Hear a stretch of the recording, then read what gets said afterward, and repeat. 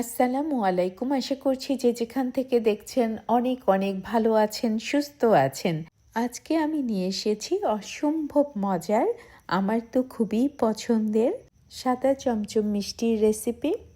এর আগেও একটা সাদা চমচমের ভিডিও আমার চ্যানেলে দিয়েছি। তবে আগের সাদা চমচম আর এই সাদা চমচমের পার্থক্য অনেক।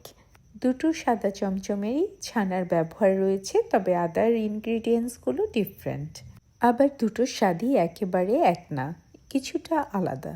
যার কাছে যেটা ভালো লাগে সে সেটাই বানিয়ে নিতে পারেন। চলুন তাহলে শুরু করা যাক আজকের সাদা মিষ্টির রেসিপি। সাদা চমচমের জন্য প্রথমেই আমি শিরাটা তৈরি করে নিব। 3.5 কাপ ছানা দিয়ে মিষ্টিটা বানাবো, সেই হিসেব অনুযায়ী 3.5 কাপ চিনি নিয়ে নিচ্ছি। কেউ চাইলে 4 কাপ চিনিও ব্যবহার করতে পারেন। 3.5 কাপ চিনি হিসেবে এখানে পানি দিব ডাবলেরও 1 কাপ বেশি। যেহেতু এটা চমচম বানাবো সেই হিসেবে আমি একটু পানিটা বেশি দিব, কারণ বেশি জাল হবে। চিনি যদি বেশি ঘন হয়ে যায় সেক্ষেত্রে মিষ্টি শক্ত হয়ে যাওয়ার সম্ভাবনা রয়েছে। পানি আর চিনি মিশে গেলেই চুলার জাল বন্ধ করে দিব।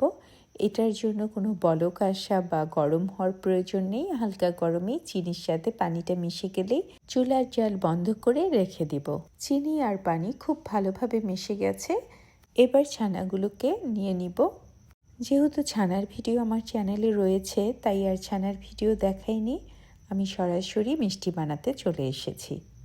কারো যদি কোনো কোশ্চেন থাকে ছানা বানানো নিয়ে আমাকে করতে পারেন, আমি অবশ্যই চেষ্টা করব উত্তর দেওয়ার জন্য। এইখানে 3.5 কেজি দুধের ছানা রয়েছে।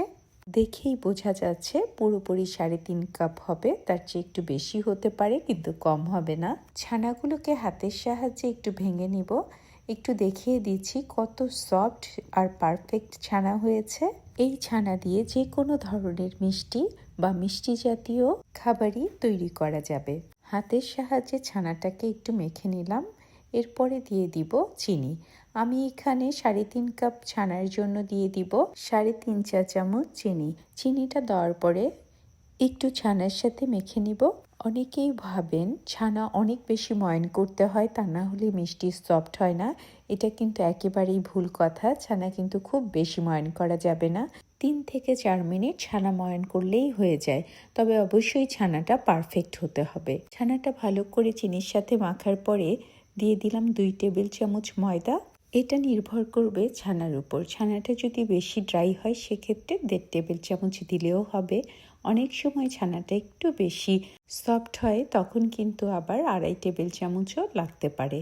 তবে এর মধ্যেই থাকবে যে পরিমাণ আমি ছানা নিয়েছি সেই হিসেব অনুযায়ী। তাই বলে কিন্তু ছানার পানি বেশি থাকলে, অনেক বেশি ময়দা দিয়ে যদি মিষ্টি বানানো হয় সেক্ষেত্রে ছানার চমচম কিন্তু হবে না। আমি কথা বলতে বলতে আরেকটা উপকরণ ব্যবহার করেছি, তা হচ্ছে বেকিং পাউডার। আমি কিন্তু বেকিং সোডা ব্যবহার করিনি, বেকিং পাউডার ব্যবহার করেছি। আমি এখানে 1 চা চামচের 4 ভাগের 1 ভাগ বেকিং পাউডার ব্যবহার করেছি। বেকিং পাউডার দিয়েও একটু ভালো করে মেখে নিয়েছি। মোট আমার 3.5 মিনিট থেকে 4 মিনিট সময় আমি মেখে নিয়েছি। 3-4 মিনিট ময়ান করলেই ছানাটা যখন প্লেট থেকে উঠে আসবে, গোল এরকম একটা সার্কেল হয়ে যাবে, তখনই বুঝতে পারবেন ছানাটা পুরোপুরি রেডি। এবার ছোট করে কেটে সিলিন্ডারের শেপ দিয়ে নিব, যেরকম সাদা চমচম হয় দেখতে ঠিক তেমন। আপনারা চাইলে যে কোনো শেপেই দিতে পারেন, যার যেমন পছন্দ। আমি আমার পছন্দ মতো শেপ দিয়ে দিচ্ছি। যেটা আমি সচরাচর বাজারে দেখতে পাই সেই শেপটাই দিয়ে দিচ্ছি। একইভাবে সবগুলো মিষ্টি বানিয়ে নিব। সবগুলো মিষ্টি বানানো হয়ে গেছে, একটু দেখিয়ে দিচ্ছি। আমার এখানে 18টা মিষ্টি হয়েছে। কেউ চাইলে একটু বেশি অথবা কম করতে পারেন নিজের পছন্দ মতো। চুলার জাল অন করে দিয়েছি। আগেই শিরাটা রেডি করে রেখেছিলাম। শিরাটা যখন বলক আসবে আসবে করছে, এই অবস্থাতে মিষ্টিগুলো আমি একসাথেই একে একে দিয়ে দিচ্ছি। কখনোই মিষ্টি আগে অথবা পরে এভাবে দিবেন না। চেষ্টা করবেন একসাথেই সবগুলো বানিয়ে নিয়ে মিষ্টিগুলো শিরায় দিয়ে দিতে। আর কেউ যদি শিরা পরে বানাতে চান সেক্ষেত্রে মিষ্টিগুলো সব বানানো হয়ে গেলে একটা ভেজা নিংড়ানো কাপড় দিয়ে মিষ্টিগুলো ঢেকে রাখবেন, যতক্ষণ না শিরাটা রেডি হয়ে আসবে ততক্ষণ। তা না হলে মিষ্টির উপরগুলো ড্রাই হয়ে যাবে এবং মিষ্টিটা ভালো হবে না। ঢাকনায় যদি কোনো ছিদ্র থাকে তা টিস্যু অথবা লং দিয়ে বন্ধ করে নেবেন। ঢাকনা দিয়ে ঢেকে দিয়েছি। 7 থেকে 8 মিনিট টানা হয়ে যাওয়ার পরে দেখতেই পাচ্ছেন মিষ্টিগুলো ডাবল হয়ে গেছে। আমি মিষ্টিতে সচরাচর চামচ ব্যবহার করি না, সাইডে ধরে ঝাঁকিয়ে দেই। আপনারা চাইলে চামচ ব্যবহার করতে পারেন, তবে সেক্ষেত্রে খুবই সাবধানে চামচ ব্যবহার করতে হবে আর খেয়াল রাখতে হবে যেসব চামচ দিয়ে মিষ্টি কেটে যেতে পারে ওই ধরনের চামচ ব্যবহার করা যাবে না। মিষ্টিগুলোকে ঢেকেই জাল করে নিব। মাঝে মাঝে ঢাকনা খুলে চেক করব, আবার যদি পানি প্রয়োজন হয় সেক্ষেত্রে গরম ফুটন্ত পানি দিয়ে দিব হাফ কাপ করে। আর যদি বেশি কমে যায় সেক্ষেত্রে 1 কাপ পানিও দেওয়া যেতে পারে। তবে কোনো অবস্থাতেই ঠান্ডা পানি ব্যবহার করা যাবে না। আর চুলার জাল মিডিয়ামে রেখেই মিষ্টিগুলো বানিয়ে নিতে হবে। মিষ্টিগুলো পুরোপুরি 2 ঘন্টা জাল করে নিব। কারো কারো ক্ষেত্রে 1.5 ঘন্টা হলেও হয়ে যায়, সেটা মিষ্টি দেখেই বুঝে নিতে হবে। মিষ্টির পানি কখনো কমতে দেওয়া যাবে না, যদি কমে যায় সেই পরিমাণ ফুটন্ত গরম পানি দিয়ে দিতে হবে। খেয়াল রাখবেন মিষ্টির শিরা যেন বেশি কমে না যায়, তাহলে কিন্তু মিষ্টির কালার চেঞ্জ হয়ে যাবে। পুরোপুরি 2 ঘন্টা হয়ে গেছে, আমার মিষ্টি পুরোপুরি ডান। এবার চুলার জাল বন্ধ করে এক সাইডে রেখে দেব, তা না হলে কিন্তু ওভারকুকড হয়ে যাবে। মিষ্টিগুলোকে শিরাতে রেখে দিতে হবে 4 থেকে 6 ঘন্টা, আর যদি চান ওভারনাইটও রেখে দিতে পারেন। এই মিষ্টিগুলোকে সারা রাতই শিরায় ভিজিয়ে রেখেছিলাম। এবার দেখে নেন কত সুন্দরভাবে ছানার মিষ্টি থেকে ফ্যাট ভেসে উঠেছে, পুরোপুরি পারফেক্ট সাদা চমচম হয়েছে। এবার একটা সার্ভিং বলে নিয়ে নিব। অনেকে সাদা চমচম রসে ভরা পছন্দ করেন, চাইলে এভাবে শিরাতে ডুবিয়েও সার্ভ করতে পারেন। আবার আমি যেভাবে করব মাওয়াতে গড়িয়ে সেটাও করতে পারেন।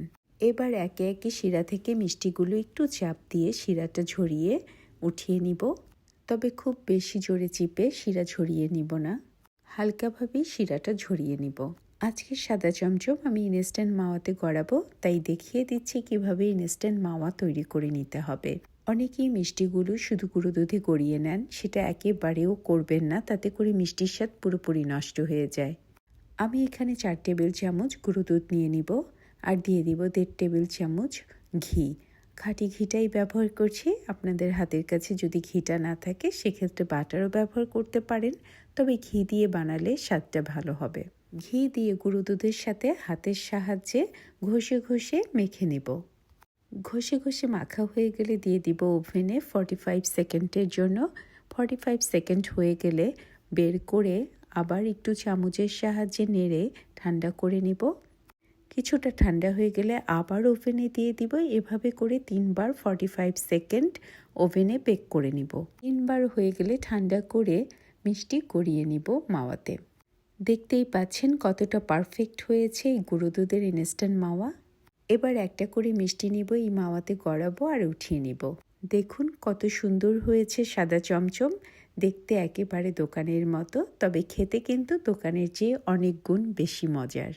তৈরি হয়ে গেল চমৎকার স্বাদে নরম তুলতুলে সাদা চমচম মিষ্টি। যদি আমার এই চমৎকার মজার নরম তুলতুলে সাদা চমচম মিষ্টির রেসিপিটা আপনাদের ভালো লাগে, তবে অবশ্যই একটা লাইক, কমেন্ট অ্যান্ড সাবস্ক্রাইব করে আমার পাশে থাকবেন। আপনারা সবাই অনেক অনেক ভালো থাকবেন। আল্লাহ হাফেজ।